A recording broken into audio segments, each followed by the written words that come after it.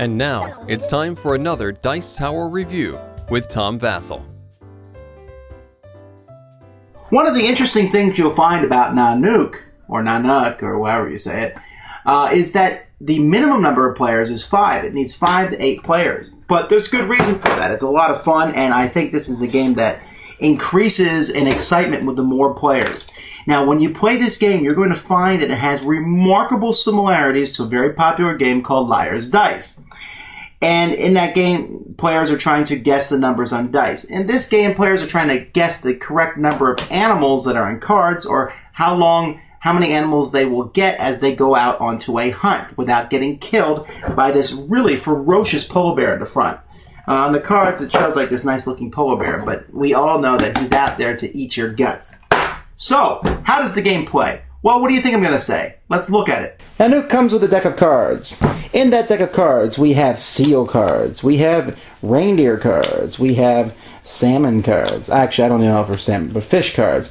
And we have some bird cards. So, we have these 4 different kinds of cards. That's mostly what the deck is made up of, although there's occasional cards that count as 2 seals, and there are occasionally cards that show Nanuk, the polar bear who is going to kill you. And then there's this nice little statue. He's a good guy. He protects you from Nanuk. Apparently, polar bears are scared of gigantic stone statues. So here's the board that you'll be playing over the course of the game and the course of each round. Each player is given a token here. This side means go on the hunt. This side means doom. Now, there's also another token.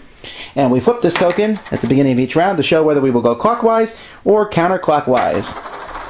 Players are dealt 3 cards from the deck, and they look at their cards. And then one player starts and he makes a bid. He's going to guess how many animals they are going to kill on the hunt. So he'll use this token to say how many days the hunt will take, and he'll use other tokens to say how many. So let's say he starts the bid. The lowest bid, of course, would be one of the animals, so he can say 1 seal here in 1 day. Well, that seems pretty easy, so the next pleasant chap playing the game says, no, I think we can do 2 seals in 1 day. The guy after him says, no, I think we can do 3 fish in 1 day. The guy after him says, no, I think we can do 3 fish in 3 days. The guy after him says, what are you talking about? Let's do 5 seals in 6 days. And eventually this will continue on until maybe one guy says, I think we can do 6 seals in 7 days. And the guy after him says, no, that's not going to happen. This hunt is doomed. And he puts the doomed token in front of him. He is the leader of doom. The guy who made the final bid is the hunt leader. Hooray! Everyone else now must decide whether they will join the hunt, yay, or whether they will join the naysayer and say the hunt is doomed. They do that secretly. It's revealed. Everybody who joins the hunt now can put as many cards as they want into the hunt.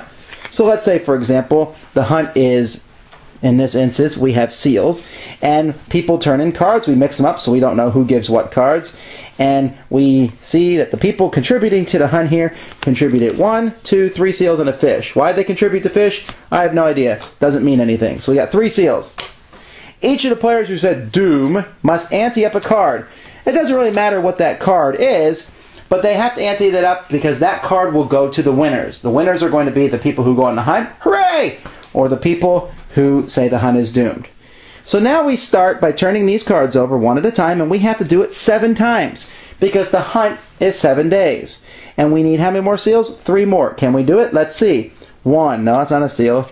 2. That's a seal. Yay! We're up to 4. Nope, not a seal. That's 3 days. 4 days. Oh, 5 days. No. 6 days. I don't think it's going to happen. And it doesn't. The hunt has failed. All the naysayers laugh. Ha ha ha ha ha.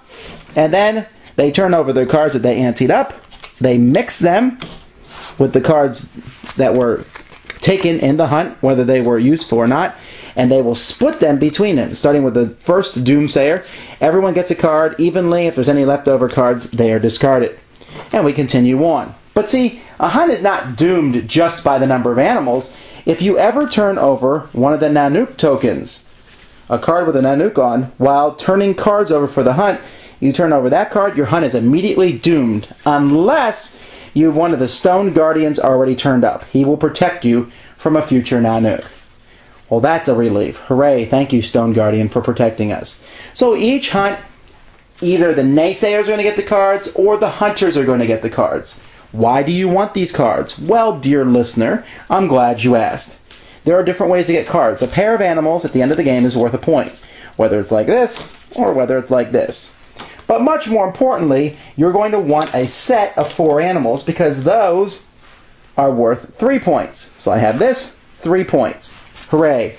And then whoever has the most Nanuk symbols in the cards I've taken gets 2 points. The player with the most points is the winner. You play until the deck has been gone through. Once the deck's been gone through, you count up the points, and that's easy enough. I said at the beginning that this game was best with multiple players, and it is, because there's more people involved.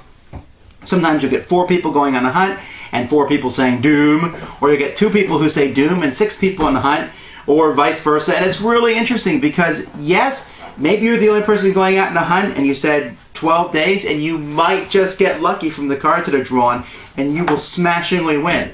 Are the odds of that high? No. But at the same time, it's possible. This game is sort of like an advanced version of Liar's Dice, and I like it quite a bit because there's a lot going on. At the end of each turn, you draw cards, take your hand back up to 3, but you only ever have 3 cards to work with, and so some of it's kind of just hoping that there's enough cards left in the deck, and you can count the Nanuk symbols that you see come up and try to guess what your chance of drawing one of those is over the course of days.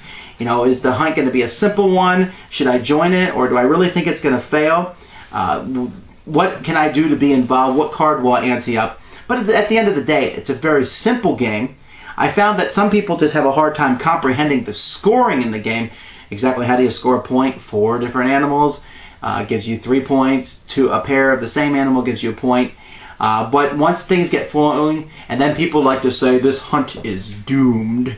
You're supposed to say it in as doomful a voice as possible. And then you can try to persuade people, don't go on the hunt. Or come on the hunt, don't listen to these naysayers. We can do it, we have enough animals. And there's a lot of different little tricks and things that you can do. And it becomes a very enjoyable game. It takes about 30 minutes. But best of all, it takes up to 8 players. So I would definitely recommend this one. Thanks for joining us today. For more written, audio, and video reviews, as well as the #1 board game podcast, check out the website at www.thedicetower.com. Until then, this is Eric Summerer, and you've been watching The Dice Tower.